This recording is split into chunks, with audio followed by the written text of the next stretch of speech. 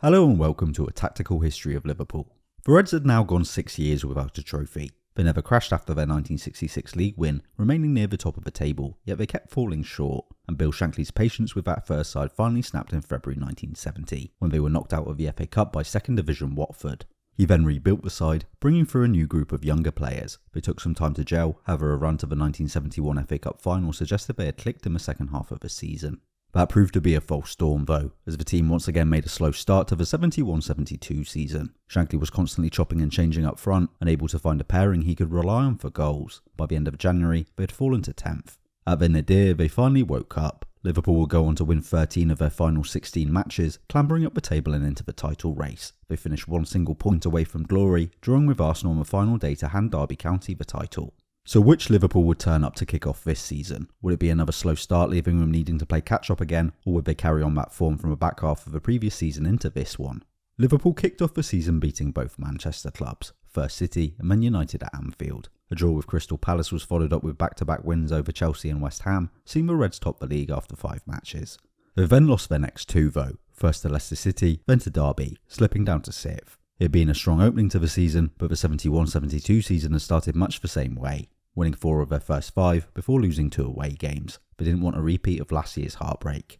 Liverpool's only major signing of the summer was Peter Cormack. Signed from Nottingham Forest for £110,000, Shankly regularly referred to him as the final piece of the jigsaw. Another Scot, Liverpool's players joked that Cormack was only signed to help translate Shankly's utterances, although he was from Edinburgh rather than the Glaswegian footballing hotbed. Growing up in the thriving Leith area of Scotland's capital, Cormack already had aspirations of becoming a professional footballer by the time he started secondary school, and his hopes were given a boost by Hibernian centre-forward Laurie Riley writing in the Edinburgh Evening News. Peter Cormack is the most gifted player of all, a natural player. I think he could make the senior grade. 1962 was the year that defined Cormack's life. Playing for Tynecastle Boys Club under 15s, he had impressed enough to take part in trials for youth internationals, and successful in those, he attracted interest from several clubs, although Hearts were the first to send him an official invitation. Cormack would become the first player to join Hearts' ground staff in 30 years, the first since their legendary player then manager Tommy Walker. He hated working on the ground staff though, treated as a servant. Cormack soon reached the end of his tether, and when asked to park the club's state-of-the-art tractor, he drove it down a slope and hopped out as it crashed into a wall, before collecting his things and heading home.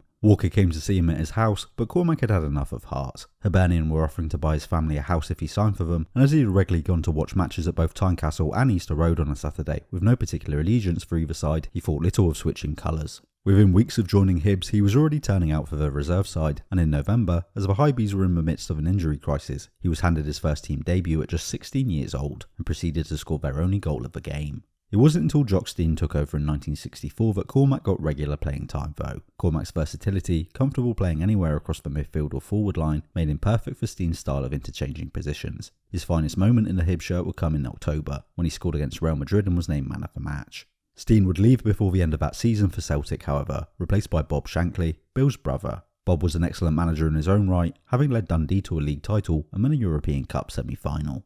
Hibernian never gave Shankly much of a budget to work with though, so while Cormack excelled, earning himself a Scotland call-up and even his own female fan club, by the end of the 60s he was looking to move on. The turning point for Cormack was the 6-2 loss to Celtic in the 1969 League Cup final. That Hampden hammering more than anything else convinced me that it was time for me to seek pastures new, he said. That summer, he put in a transfer request. It took until the new year for Cormack to get his move though, only allowed to leave after a second sending off within a few weeks saw him given a 3-month ban. Shankly had resigned early in the season and was now scouting for Nottingham Forest, so they moved quickly to secure his signature, as many English clubs had been after Cormack for years. Cormack's first year in English football was a personal success, yet Forest finished only 16th, and he harboured doubts about them going forward. Many of his teammates were past their best, and there weren't really any younger players coming through to replace them. Early in his second season, he suffered a reoccurrence of a knee ligament injury that hampered him at Hibs, ruling him out for nearly 2 months. In his absence, Forest struggled, sitting rock bottom of the league. They would end the season relegated. For the first time in my football career, I had to face up to failure, and it didn't sit comfortably on my slender shoulders, said Cormack. The Scot was 26 and was now faced with dropping down a level when he should have been nearing his peak. I was not looking forward to the start of the season, and my first week of pre-season training at the City ground was a real chore. Fortunately for Cormack, Shankly stepped in to save him. I would have willingly run all the way from Nottingham to Anfield to meet him, he claimed. So keen was he to get the transfer, Cormack signed the contract before Shankly could change his mind, and it was only when he got back home to discuss it with his wife that he realised he didn't know the terms. Shankly was unlikely to change his mind though. Cormack had come recommended by his brother, and his ability to play in several positions meant his signing was a no-brainer. Peter Cormack, yeah, he was a good guy, a good lad. With a role for him to play, he was capable of doing it. See, midfield role, he did well in it. Good in the air, and he was similar to St John, you know, to a certain degree. Not in all aspects of the game, but some of his similarities to St John, you know, in his defensive work. Peter was an absolutely terrific player. Twinkle toes, as calls him. He was always on his tiptoes. Fantastic at getting in the box late.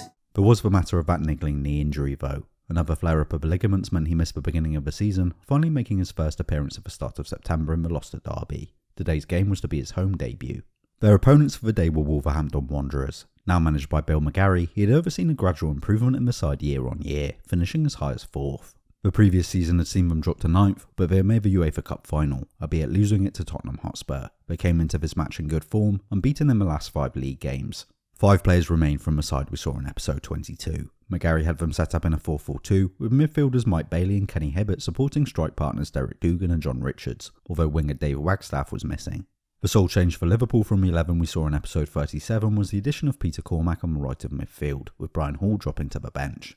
Unfortunately, we're once again missing footage for most of the first half, with only the goal available. The match reports all state how open the match was though, with the Guardian saying both teams decided that it was only sporting to let the other side have a scoring chance when in possession of the ball. Such was their mutual generosity that either team could have won the game by 3 or 4 goals in the opening half hour. It was Liverpool that opened the scoring though. Cormack intercepted a pass and the Reds proceeded to go up the other end, playing to Kevin Keegan down the right. His cross was headed away, yet with Ian Callaghan and Cormack nearby, Liverpool won the second ball and it fell to Emlyn Hughes. Bernard Shaw failed to close him down however, giving Hughes the time to control the ball and get it onto his right foot.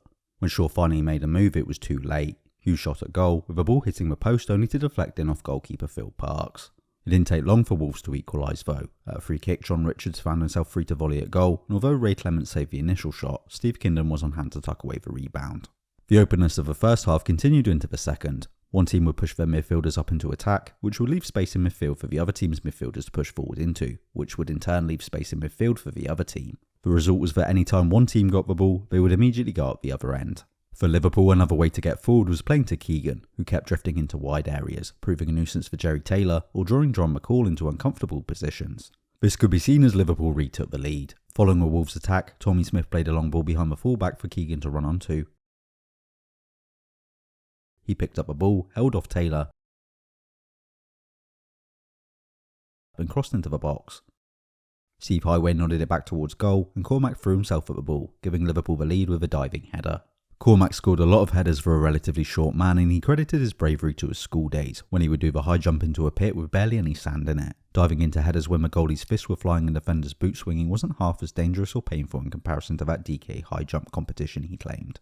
Cormack was then key as Liverpool doubled their lead minutes later, getting barged over in the box by James McCalliog to win a penalty. This was a pretty soft penalty by the standards of the 70s, yet McCalliog managed to earn himself a sending off by shoving the linesman. Smith converted the penalty, but had to retake it, choosing to go the same way a second time and still scoring. Liverpool would then add another from a free kick, with Keegan diverting Highway's cross into the net of a near post.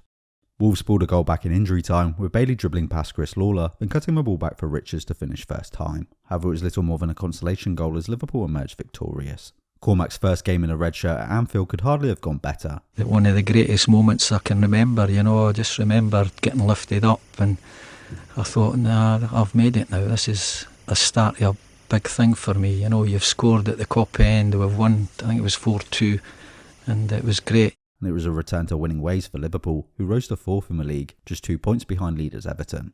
Nevertheless, there were some question marks. Liverpool's superior quality had allowed them to come out on top, yet they had given up a lot of chances. They had won another 2 points, but this openness wasn't exactly the mark of champions. Writing in the Liverpool Echo, Horace Yates pointed out that West Ham had come and attacked Liverpool in much the same way a few weeks earlier. Was Anfield's air of invincibility wearing off? If you enjoyed this video, please like and subscribe to support the channel. This will help show my work to more people and ensure that you see future videos. You can also help me out by sharing this video with people you think would like it. You can keep up with what I'm working on by following on social media, links are in the description, but most importantly by supporting Holding Midfield on Patreon. Without financial support, these videos will simply cease to exist, as they just require too much time and effort. So if you enjoy these videos and would like to see more of them, please consider helping me out financially, and in return you'll get access to exclusive content, as well as early access to those that appear on YouTube. Thanks for watching.